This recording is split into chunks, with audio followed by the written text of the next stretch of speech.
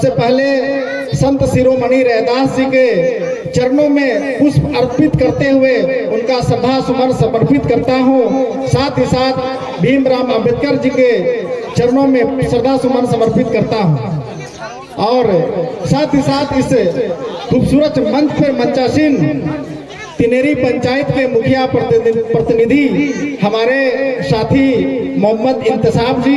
एवं इस मंच पर मंचासीन तिनेरी पंचायत के पैक्स पूर्व पैक्स अध्यक्ष हमारे गार्जियन अभिभावक श्री गणेश यादव जी एवं इस मंच पर मंचासीन तिनेरी ग्राम के ही रहने वाले और हमेशा से जो हमें मार्गदर्शन करते आए हैं बतौर शिक्षक श्री विनेश यादव जी एवं इस मंच पर मंचासीन तिनेरी पंचायत के पूर्व सरपंच पति प्रतिनिधि आदरणीय श्री पुंदे यादव जी एवं इस मंच पर मंचासीन हमारे बड़े भाई और संघर्ष के साथी आदरणीय सुभाष यादव जी एवं इस मंच पर मंचासीन ग्राम भारम के ही रहने वाले हमारे गार्जियन श्री बलदेव यादव जी एवं इस मंच पर मंचासीन ग्राम भाम के ही रहने वाले बखोरी यादव जी राजेश यादव जी और इस मंच पर मंचासीन जो संगीत की दुनिया में हम समूह को समाहित करने वाले सुप्रसिद्ध गायक हमारे साथी वीरेंद्र जी, मैं सभी को इस मंच के माध्यम से हार्दिक अभिनंदन स्वागत एवं वंदन करता हूं। साथ ही साथ हमारी आवाज जहां तक भी जा रही होगी, न मेरे पास रोड़ी है न चंदन है, और हमारी आवाज जहां तक जा रही हो, जिनके कानों तक पहुंच रही होगी, उन सभी का हमारी ओर से हार्दिक अभिनंदन है, हार्दिक अभिनंदन है।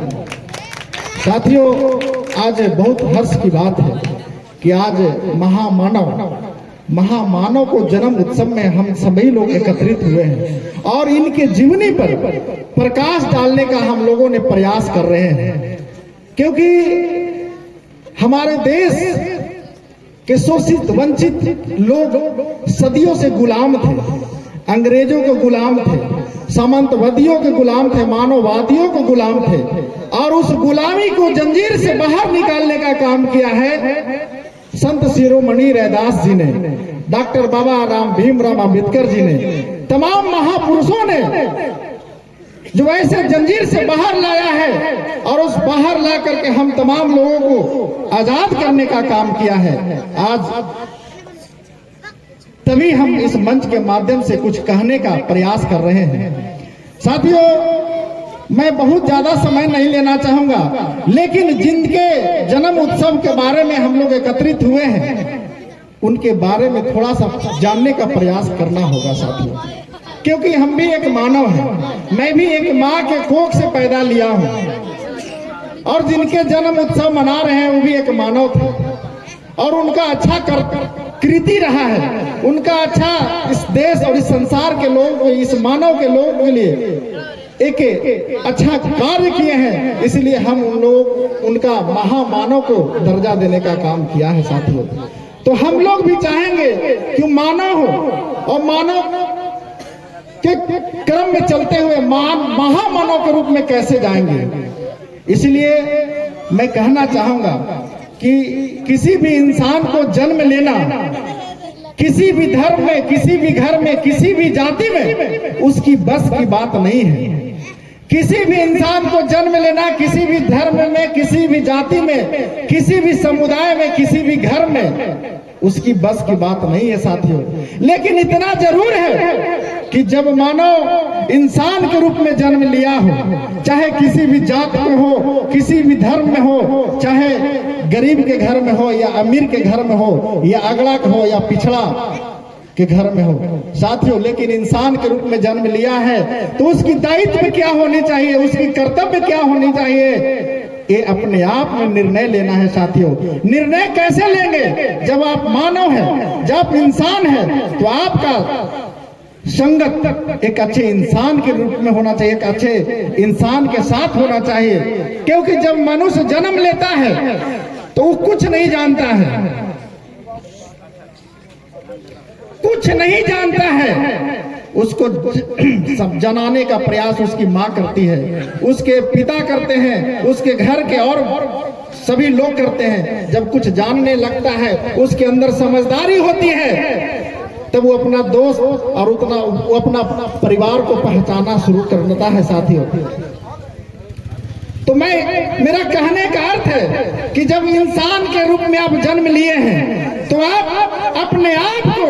ऐसे रूप में ढालने का काम करें कि आपके चल जाने के बाद जिस तरह से संत शिरोमणि रैदास जी का आज हम लोगों ने ये मंच बना करके उनको बखान करने का काम कर रहे हैं, कल आने वाला पीढ़ी आपको भी इसी तरह से बखान करने का काम करेगा कि एक व्यक्ति थे जो अपने समाज के लिए, अपने धर्म के लिए, अपने राज्य के लिए, अपने देश के लिए कुर्बानियां देने का काम किया है और समाज को आगे ले जाने का काम किया है। मेरा कहने का अर्थ यह है साथियों। और एक बात और कहना चाहूंगा, क्योंकि यहाँ पर जो उपस्थित है हम समझ रहे हैं कि हिंदू परंपराओं को मानने वाले लोग हैं, क्योंकि हमारे भारतीय संस्कृति के लोग मानते हैं कि जो पूर्वजों ने करके गया है उसी पूर्वजों को हम लोगों ने दोहराने का प्रयास करते हैं। लेकिन दोहराने से पहले हम तमाम लोगों को उसके बारे में, किसी भी कार्य करने के बारे में पहले उसके बारे में अध्ययन करना होगा। क्योंकि आज संत शिरोमणि रैदास जी ऐसे महान पुरुष थे, इन्होंने कम संसाधन में एक गरीब घर में पैदा लेकर के इन्होंने एक संघर्ष करने का काम किया और शिक्षा को हासिल करने का काम किया और शिक्षा के माध्यम से देश और दुनिया को जानने का काम किया और उसके बाद इन्होंने सकारात्मक प्रयास करके कुछ अच्छा करने का काम किया है साथियों। इसीलिए हम सभी लोग अच्छा प्रयास कर करके एक समाज को ऐसा लकीर खींचने का काम करें कि आने वाला समाज हमारी ऊंचाई तक पहुंचने का काम करेगा और उसी ऊंचाई के साथ पीछे के पीढ़ी लोग आगे बढ़ने का काम करेंगे। साथियों, अभी हम सभी लोग एक सुदूर इलाके में एक गांव में रहने का काम करते हैं और ये गांव का विकास कैसे होती है, इस विकास करने के लिए हम सभी लोग 5-5 वर्ष पर मुखिया, सांसद, विधायक चुनने का काम करते हैं। यानी कि अपने पंचायत का मुखिया बनाने का काम करते हैं, विधानसभा को विधायक चुनने का काम करते हैं और सदन में सांसद को भेजने का काम करते हैं। उसके माध्यम से हम सभी लोगों को जरूरतों को पूरा करवाने का कार्य किया जाना चाहिए। लेकिन आज के डेट में हम सभी लोग लोकतांत्रिक देश में रहते हुए भी कभी कभी ऐसे गुलामी के जंजीर में जकड़ने का प्रयास करते हैं कि आप अपने स्वतंत्र होकर के किसी भी अच्छे जनप्रतिनिधि को चुनने का प्रयास नहीं करते हैं साथियों। और इसीलिए आपकी विकास नहीं हो पाती है, आपकी आवाज नहीं सदन तक पहुंचा पाती है। इसलिए हम कहेंगे